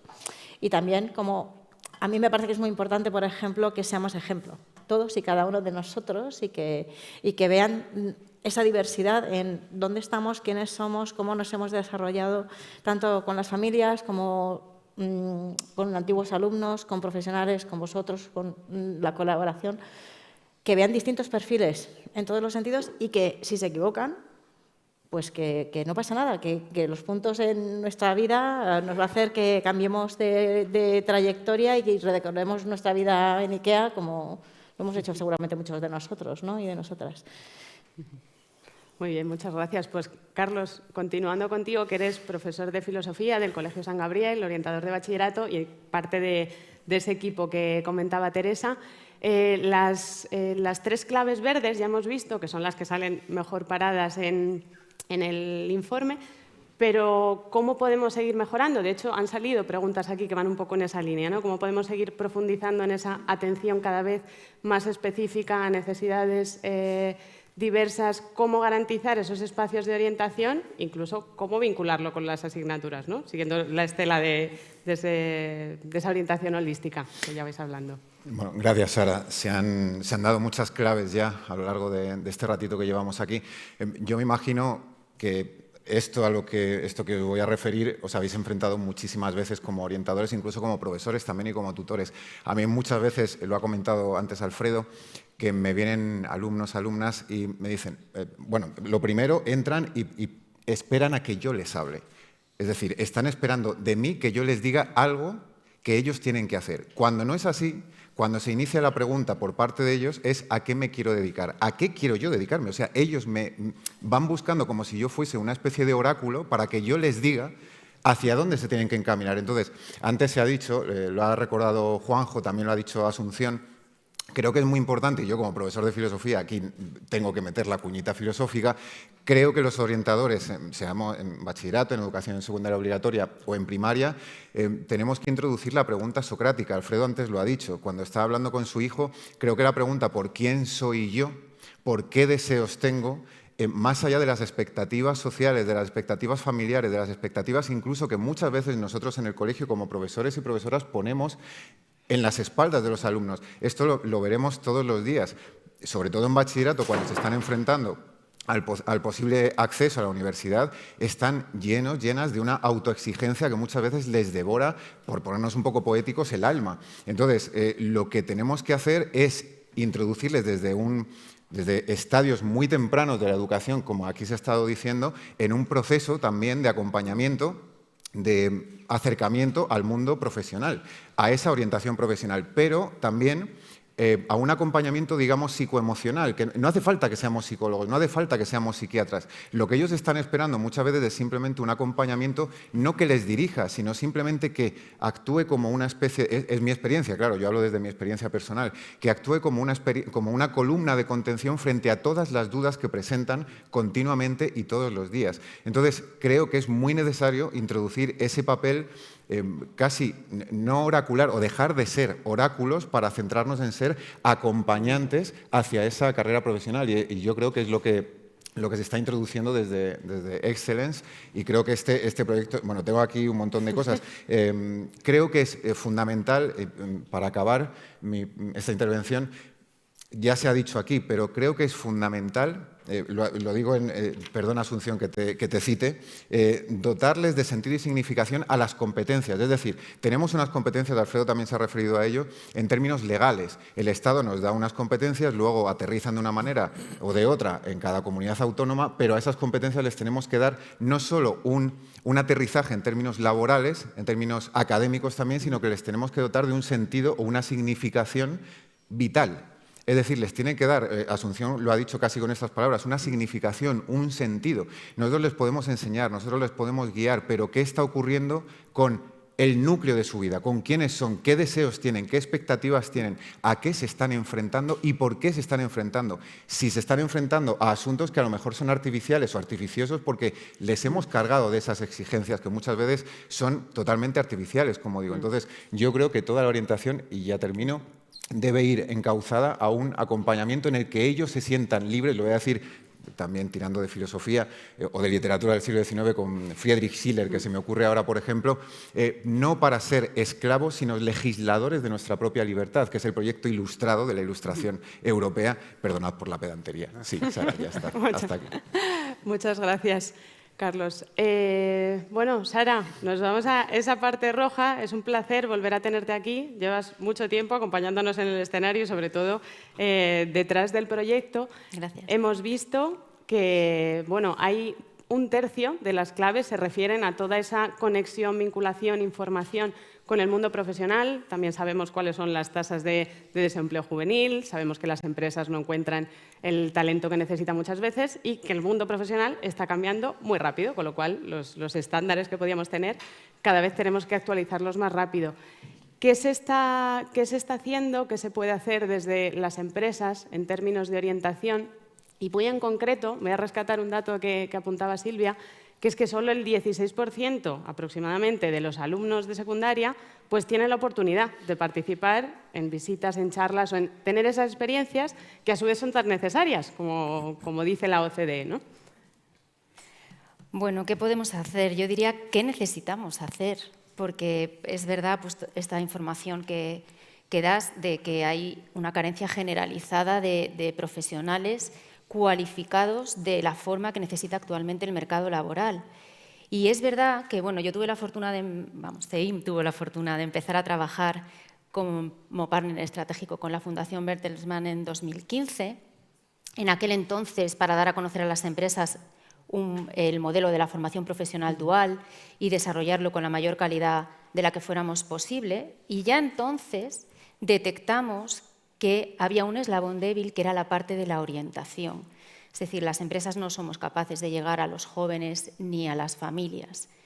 Y en ese sentido de decir que, bueno, los que sabéis cómo funciona una asociación empresarial, los proyectos en los que se involucra una asociación han de tener la conformidad de todos sus órganos de gobierno y he de decir que tanto en el proyecto relacionado con FP como en el proyecto en el que actualmente colaboramos de empresas que inspiran para favorecer ese acercamiento al mundo educativo, unánimemente los empresarios de Madrid dijeron que CEIM teníamos que estar ahí, que teníamos que impulsar y que teníamos que ayudar a nuestras empresas en lo que necesitaran para empezar a crear esos vínculos, porque es verdad que son fundamentales. En ese sentido, además, bueno, CEIM hemos dado ejemplo, hemos tenido 2 estancias educativas y he de decir que han sido hiperenriquecedoras para los profesionales de CEIM, que han podido ver la valía de sus trayectorias académico-profesionales, y para los jóvenes que hemos tenido, que eran muy jóvenes, de 15 añitos, y que es verdad que han absorbido como esponjas lo que desde cada área le han tenido que contar. Y luego es verdad que nos ha hecho reflexionar a nosotros como profesionales de la tremenda presión que tienen los jóvenes para elegir su trayectoria académico-profesional, hasta el punto de, os voy a contar, nosotros hemos tenido un joven y una joven, los 2 tenían muy claro lo que querían hacer, pero es verdad que en un caso nos sorprendía que sus elecciones eran o un FP relacionado con la administración, finanzas, o un grado en odontología. Por los perfiles que tenemos en CEIM, le podíamos ayudar en la primera parte. Entonces, se lo dijimos, o sea, nosotros intentaremos ayudarte a que puedas afianzar o descartar una de tus 2 opciones. Pero en el caso del joven, que también tenía hiperclaro que quería hacer un grado medio de administración, yo hubo un momento que le dije, bueno, cualquier cosa que me quieras preguntar, porque hemos hecho que pasaran por todos los departamentos de CEIM y todos los profesionales les hemos contado nuestras trayectorias. Y él dice, ¿te puedo hacer una pregunta? Digo, hombre. Y me preguntó, ¿qué es mejor, FP o bachillerato? Y él tenía claro que quería hacer un FP de grado medio, pero necesitaba un poco ese papel, no sé si de oráculo o de que alguien le diga, no te equivocas o no importa que te equivoques, eres joven, o ese análisis más para atrás que yo me atreví a hacerle de, esa no es la pregunta que es mejor, la pregunta es ¿cómo aprendes tú mejor? Necesitas ver enseguida que lo que aprendes tiene un impacto, tiene una aplicación real en el mundo de trabajo. Eres una persona que puedes estar un par de años con un conocimiento más teórico y que lo asimiles, pero es verdad que esas preguntas te las hacen. Y es verdad que a todos, en este caso en CEIM, nos sorprendió la presión que tan joven tienen encima para elegir e intentar acertar, que al final es lo que todos queremos. Total. Este año también en la Fundación acogimos a 2 estudiantes, uno de ellos del Colegio San Gabriel, y la experiencia fue muy parecida. Tuvimos una alumna muy orientada, un chico que lo tenía menos claro, pero al final creo que cumplimos esa misión de cosas que no se preguntan en otros entornos o preguntas que ni siquiera surgen, porque no son los contextos, ¿no? O sea, qué importante es sacar de ese contexto casa o de ese contexto colegio para que se pueda estimular de otras maneras. Luis, llegamos a la clave 10. esta es la estrella del modelo, pero, sin embargo, siempre hay matices. Y a mí me gustaría preguntarte, como tú, o sea, desde tu amplia experiencia como director de un centro de formación profesional y presidente de FP Empresa, ¿cómo crees en qué punto estamos con la información que se transmite a los estudiantes en cuanto a la representatividad entre oportunidades de formación profesional, universidad?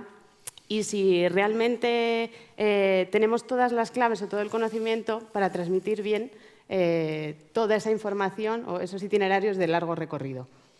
Bueno, yo creo que hemos mejorado con respecto a hace 10 años. Nos ha dado Juanjo al principio unos datos de los datos de matrícula en formación profesional y en la universidad, y evidentemente hemos escalado posiciones y estamos en una posición que nos estamos acercando a los estándares europeos, pero aún así hay varios elementos que impiden de alguna manera una mejor, no voy a decir una mejor orientación hacia la formación profesional, sino una orientación más amplia que incluya la formación profesional.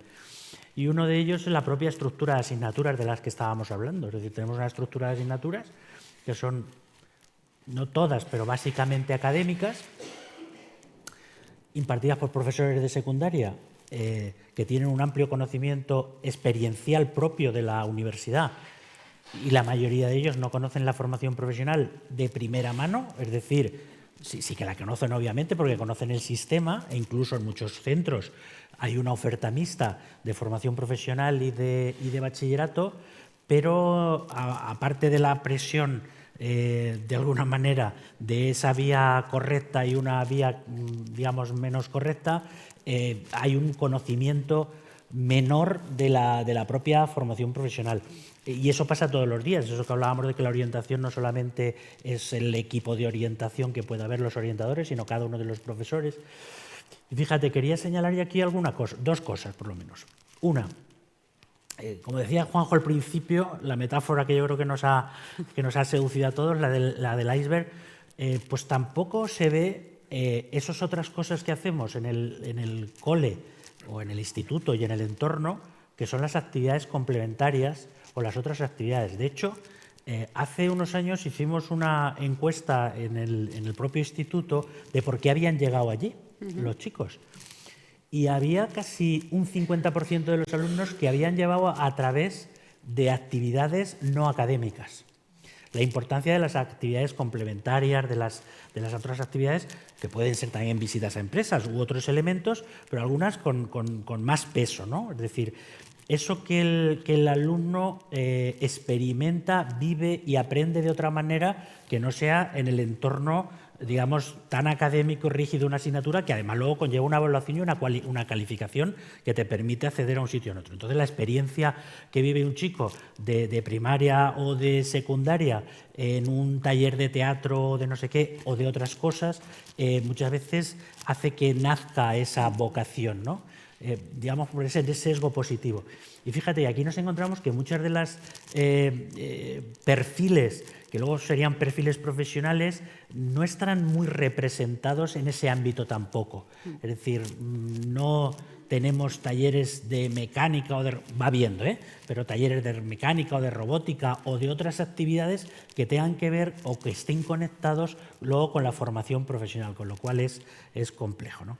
Pero aparte de esa, digamos, distancia del profesorado de secundaria y de esas actividades que muchas veces son la palanca de la vocación, por decirlo de alguna manera, o que se preguntan los chavales hacia dónde quiere ir, etcétera, etcétera. Luego hay una cosa que es muy taxativa, y es que cuando un chico o una chica llegan a cuarto de la ESO y deciden, o están decidiendo en ese momento, ya si les preguntamos qué vas a hacer, bachillerato o formación profesional, es que cuando van a hacer un grado medio de formación profesional, a veces no hay plazas. Es decir, lo tendríamos que buscar en los periódicos cuando se ha dado el caso de que en el barrio no haya una plaza de bachillerato. Y sin embargo, cuando estamos hablando de formación profesional, no hay. No, es que no hay esto. Quiero esto o esto. No, solo me queda esto y allí y en vespertino. Entonces, evidentemente no es lo mismo. Es decir, ahora mismo tenemos una cantidad de chicos, en fin, las cifras las vemos todos los veranos, que cuando deciden hacer formación profesional no encuentran plaza de formación profesional en grado medio. Entonces estamos hablando de miles de alumnos que, fíjate, se ven obligados, la familia tiene la tesitura, uno, o más o menos en esa elección primera, segunda o tercera, encontrar una escuela privada, si no existe en el público, cuando en bachillerato es muy raro que eso pase, y por tanto el desembolso, que no todas las familias pueden hacer. Dos, matricularse en bachillerato, en primero bachillerato, que sí lo puede hacer, porque eso es estándar. Con lo cual encontramos chicos y chicas que están haciendo primero bachillerato, que probablemente fracasen y que tengamos la tasa de abandono se incremente también, tengamos un problema. O directamente que se matriculen en algo de formación profesional también, de un ciclo de grado medio, pero que probablemente esté muy lejano de sus expectativas, con lo cual nos encontramos, en muchísimos casos, lo sabemos, yo sé que aquí hay gente de formación profesional, esa tasa de abandono de la que estaba hablando Juanjo, que yo creo que es un poquito menor, pero está por ahí, porque a lo mejor algunos acaban en 3 años, pero es verdad que no tiene nada que ver con lo que habíamos estado pensando en ese entorno. Ya no te digo a lo largo del último trimestre. Perdona, sí. pero es que estoy viendo que se nos va el tiempo. Ah, perdón. No, vale, no, tomamos nota. Esas son las 3 cosas. Entonces, sí. yo creo que son elementos que son importantes tenerlos en cuenta para cuando hablamos de esa orientación. Sí, y ponerlos, porque claro, vemos si nos quedamos solo con los grandes números de que este área está muy desarrollada, esto ya se trabaja, pero hay matices, ¿no? Igual que hay indicadores específicos que ponen el foco. Muchas gracias. Alfredo, me salgo del marco y de Excellence. ¿Qué va a pasar con ese chat GPT que apuntaba Juanjo, con la tecnología, con la inteligencia artificial? ¿Cómo va a transformar o a impactar en el proceso de orientación y de educación en general? Bueno, pues yo creo, yo personalmente estoy muy impactado. Creo que hay mucho debate acerca de la burbuja que se haya podido generar. Acerca del impacto real que va a tener. Yo en lo personal y en lo profesional estoy muy impactado. Creo que estamos en un hito como el de la popularización de la conectividad a Internet, ni semejante a lo que fue la llegada del iPhone o la popularización de la telefonía móvil. Creo que es mucho más grande que el proceso. Por eso hemos creado el Observatorio de Inteligencia Artificial en Educación, porque necesitamos un espacio para dialogar, porque es un tema absolutamente efervescente y porque creo que ahora mismo lo que sabemos es que se va a producir el ciclo, y aquí conecto con Luis, con la FP, es decir, se va a producir otra vez la necesidad de preparar titulaciones de todo tipo, superiores y de FP, para afrontar el modelo, que vamos a necesitar acelerar ese proceso, vamos a tener que preparar, porque detrás de lo que pasa en ChatGPT o de lo que pasa en general, no en ChatGPT, sino en la inteligencia artificial generativa, hay 2 conversaciones. La conversación ética y legislativa, que tiene que ver con cómo preparamos, y la conversación de algoritmo. La conversación de algoritmo, muchas personas no podemos estar, pero en la conversación sobre cómo preparar la formación necesaria, la inicial, la permanente, sobre cómo vamos a tener que hacer el cambio de formación profesional permanente, ahí sí que tenemos que estar. Y ahí es donde tenemos que reaccionar de una manera muy rápida. Tenemos que empezar a componer las titulaciones híbridas y a empezar a entender lo que supone conversar con una máquina, y eso cómo impacta en la generación de títulos. Entonces, creo que necesitamos pensar rápidamente en la generación de titulaciones, remodelar las titulaciones que tenemos, que están ocurriendo, eso de la formación inicial y de la formación continua y permanente. Creo que se viene, y esto ojalá volvamos a estar dentro de un año hablando de esto, se viene la generación de modelos de uso responsable y competente de la inteligencia artificial en educación, en escuela y en empresa. Y esto lo necesitamos construir cuanto antes, porque si no se van a producir un abismo de nuevo entre el avance tecnológico y las posibilidades de integrar a las personas. Muchas gracias. Pues Teresa, volvemos al centro y volvemos a aterrizar. ¿Cómo dirías, aunque el modelo está muy pensado para estructura de centro, personas adultas, por decirlo de alguna manera, qué impacto crees que puede tener, o sea, qué impacto crees que tiene todo esto y todo ese esfuerzo y todos esos Excel y todas esas evaluaciones que hacéis en el alumnado? Y sí que os voy a pedir un poquito de brevedad ahora en las respuestas, que luego tenemos un café y podemos seguir hablando. Vale, bueno, voy a intentar ser lo más concisa posible. A ver, desde el punto de vista de que nosotros como centro lo que estamos intentando dentro del proyecto es echar hacia atrás de forma progresiva esa orientación, es decir, el año pasado empezamos en segundo, nos falta todavía que la participación de los departamentos desde las materias hagan, digamos, aporten su granito de arena para conectar lo que es la teoría con lo que es la vida académico-profesional.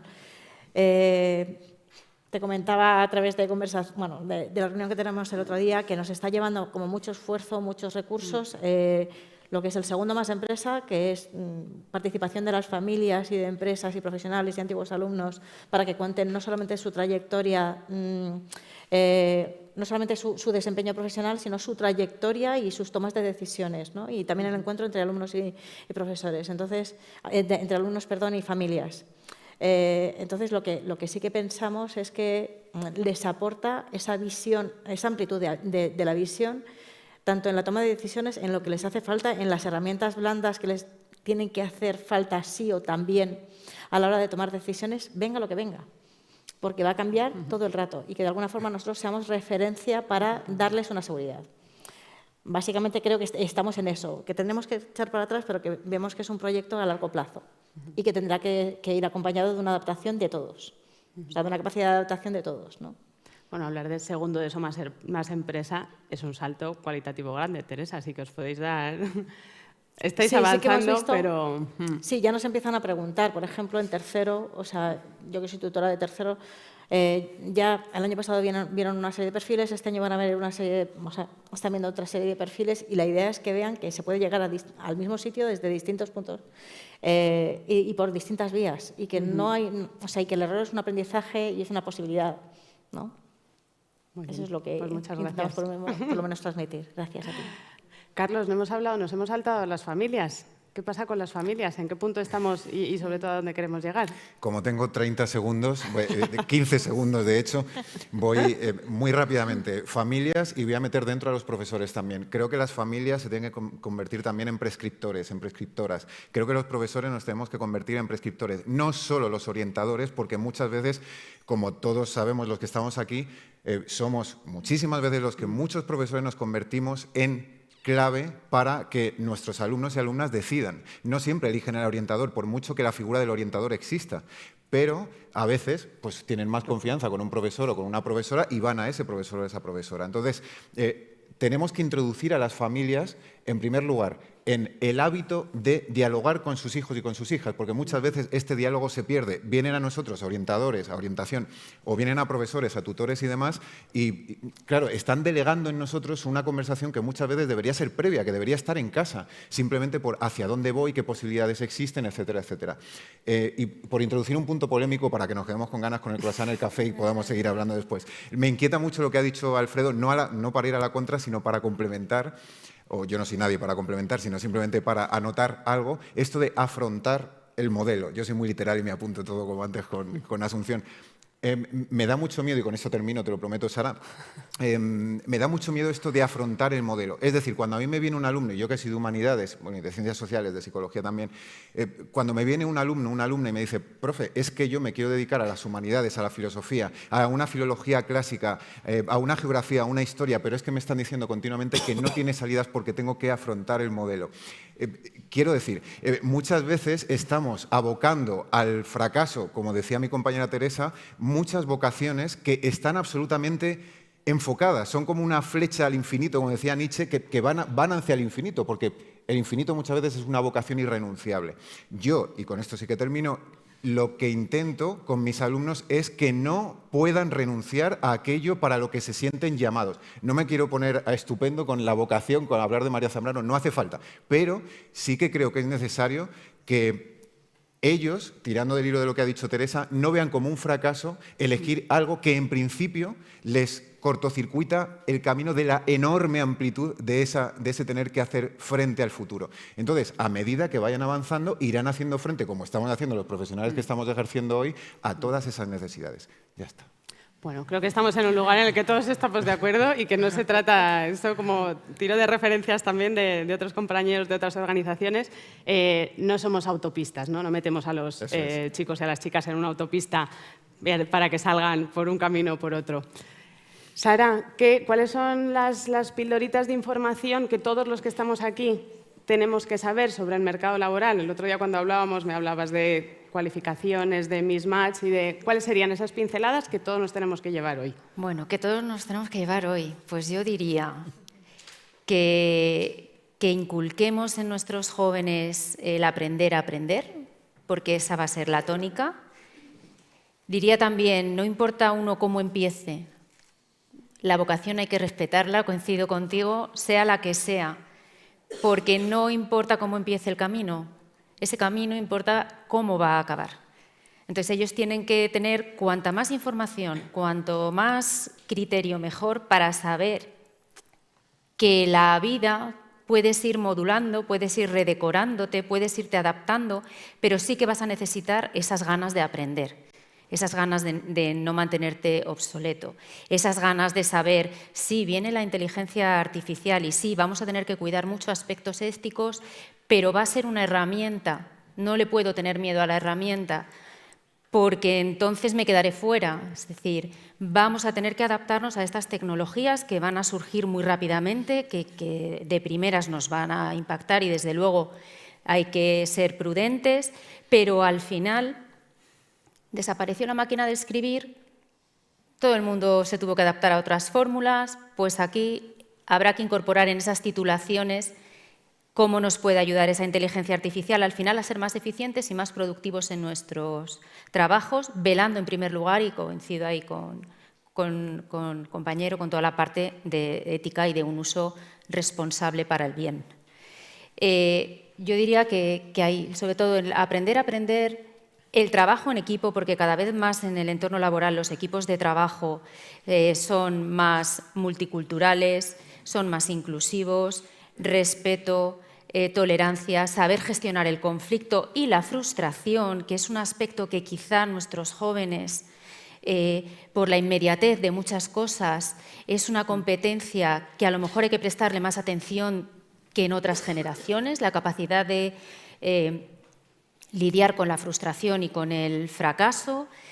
Y diría también, pues, sobre todo, pues invitaros a que nos ayudéis a las empresas a acercarnos a vosotros, a ayudaros en este camino de la orientación para que nuestros jóvenes puedan elegir cuanto más criterio mejor, también para ayudar a romper esos criterios de género, esos sesgos de género y esos sesgos que hay con determinadas profesiones y determinados oficios que desde luego nada tienen que ver cómo se ejercen hoy en día a cómo se ejercían pues en mi época, sin ir más lejos. Muy bien, muchas gracias. Luis, hemos tomado nota de las necesidades. ¿Cuáles son qué propuestas se te ocurre para que puedan jugar en equipo esos centros de educación con los centros de formación profesional, las universidades? O sea, que todo ese ecosistema forme parte de un engranaje y no piececitas aisladas. Pues muy complicado. Pero yo creo que lo intentamos. Yo creo que cualquiera de las propuestas que surgen desde cualquiera de los ámbitos tienen que ser recogidas, es decir, proyectos de colaboración. Ahora estábamos hablando con Sara de las empresas. Muchas veces necesitamos a esas empresas no solamente para la propia formación profesional, formación dual, sino también para eso más empresa o como sea, ¿no? Es decir, necesitamos que de verdad, y nosotros sabemos que desde las distintas organizaciones la respuesta siempre es positiva, pero a veces cuando aterrizamos en el día a día nos cuesta más, ¿no? Yo creo que en todo caso lo que tenemos que transmitir es que, como han dicho mis compañeros de mesa, los itinerarios son reversibles, son cambiables, es decir, nada es, y más en un mundo tan cambiante, ¿no? Con lo cual, yo creo que no son posibilidades distintas, sino complementarias per se, y yo creo que nosotros nos tenemos que escuchar. Es decir, que es verdad que a veces la relación entre el centro de formación profesional o el centro que tiene oferta de bachillerato y eso y el de formación profesional junto con el de primaria, a veces parece que somos compartimentos estancos, o nos pasa con la propia universidad, cuando formamos parte del mismo lugar donde los ciudadanos vienen a formarse, a educarse o a prepararse para el futuro. De tal manera que fórmulas hay muchas, trabajar en proyectos, estar abiertos y hacer que los centros sean ecosistemas abiertos a otros y no cerrados. Muy bien, pues muchísimas gracias. Último tuit, Teresa. Sí, último. Yo creo que con todo lo que estamos diciendo nos enfrentamos los educadores y los orientadores a un reto muy importante, que es la incertidumbre que tienen ellos ante este mundo cambiante y que les produce parálisis y bloqueo, y que a esta edad es lo más lógico, que no sepan lo que hacer.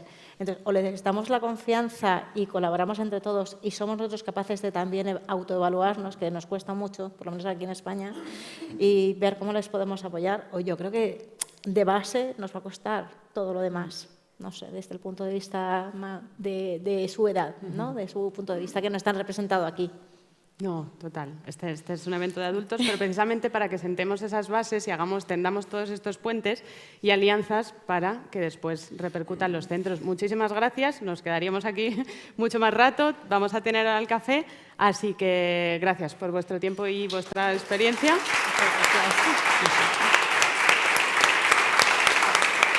Muy bien, muchas gracias, Sara.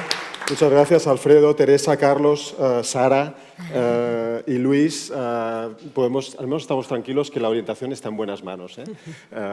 Y eso es una de las conclusiones que podemos sacar de esta sesión, aparte de las que hemos comentado durante toda la sesión, que se cierra ahora. Muchas gracias a todos por participar, a los que habéis venido al Espacio Bertelsmann aquí en Madrid. Muchas gracias. Vais a tener un pequeño premio y reconocimiento por haber venido en formato de publicación. Y a los que no habéis venido, os lo habéis perdido, habéis disfrutado de grandes contenidos, pues os vais a perder la publicación, pero la podéis ver y descargar desde la web de excellence.es a través del QR. Muchas gracias a todos y hasta la próxima.